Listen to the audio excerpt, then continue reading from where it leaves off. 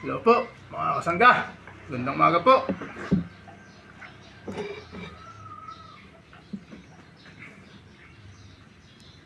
Kain po tayo. Ate Sasha, sinabi sa akin ng cashier ng live kanina, si Lindy yan ay Meron po tayong para sa adobong lalaki na nagkakahalaga ng mahigit 1,000,000. manok, Siguradong ibibigay tsaka nito sa lalaki yan. pritong isda, Hindi pwede. talapia. Kailangan kong tawagan agad ang kuya ko. Kain po tayo, mga kasangga. Kailangan muna tayong makasuha ng ebidensya. Kaarawan ni Rita ngayong gabi.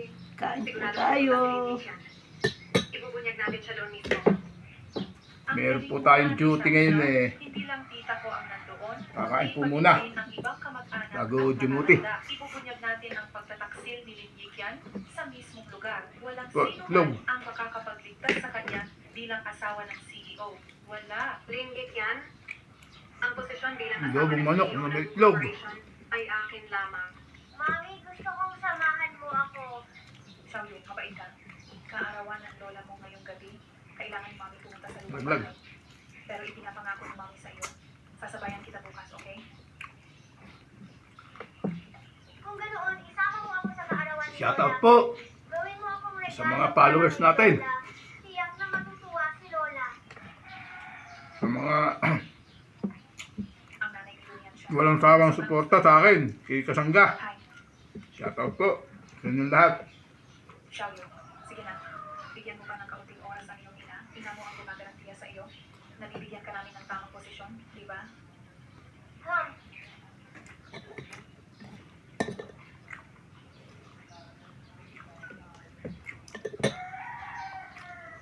Mayroon akong ilang invitation sa trabaho.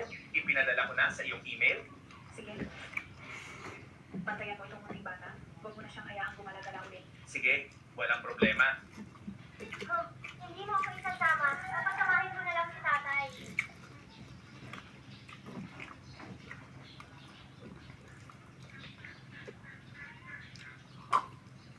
Hindi ba ito ang numero ng batang ito?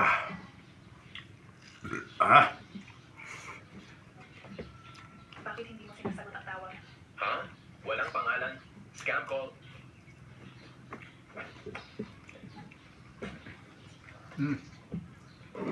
Talapia. Tatay, bakit hindi mo sinagot ang tawag? Kaarawan ni Lola. Gusto ko rin pumunta. Paano nalaman ng batang ito na kaarawan ng lola niya ngayon? Bakit hindi ka ba bumababa ng sasakyan? Mayroon pa akong kailangan gawin. Mauna ka na. Susunod ako mamaya. Oo.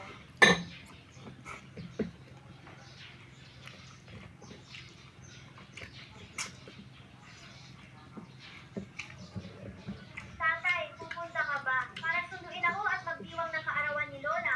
Follow and share na lang po, Na kaarawan ni lola ngayon. mga kasangga. Napakasuso talagang babae. Hindi niya ako makuha. Kaya gagamitin niya ang bata para makuha ang lola. Ilabas ang sasakyan. Opo.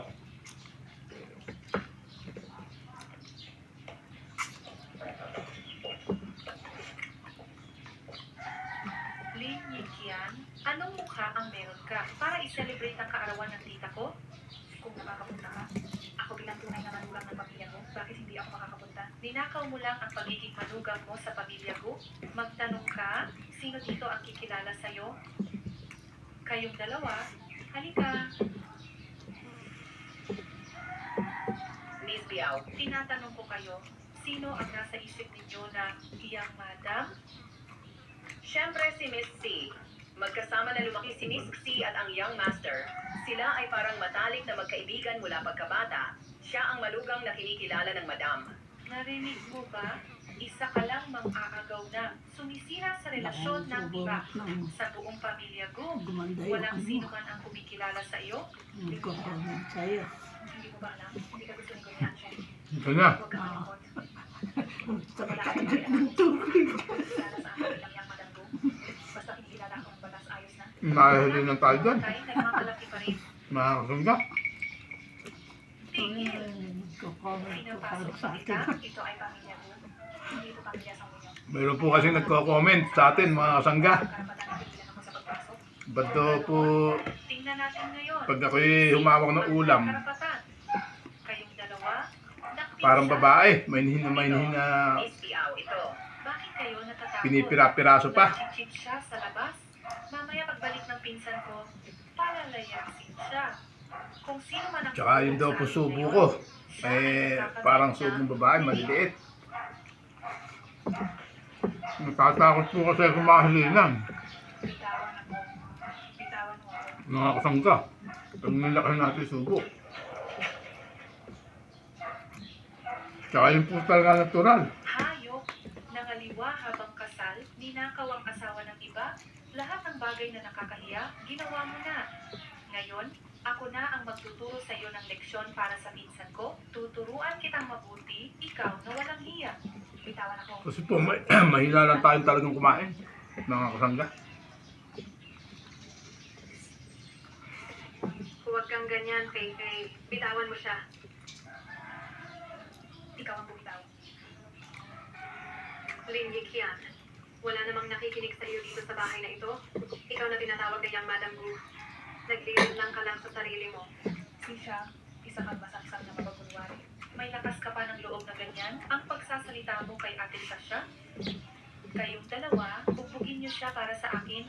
10,000 bawat sampal. Kung sino ang mas malakas manampal, mas malaki ang pera. Young Miss.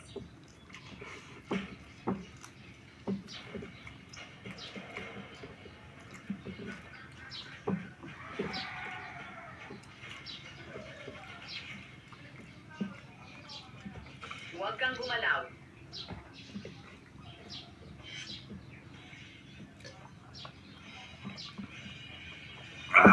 Anong ginagawa ninyo rito? Busog.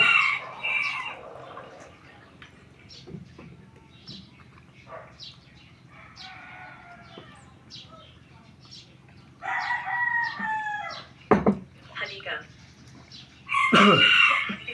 Salamat po. Continue mo. Just eat your dry, then eat your pants. Hanggang dito na lang po ang ating video. Maraming salamat. Bye-bye.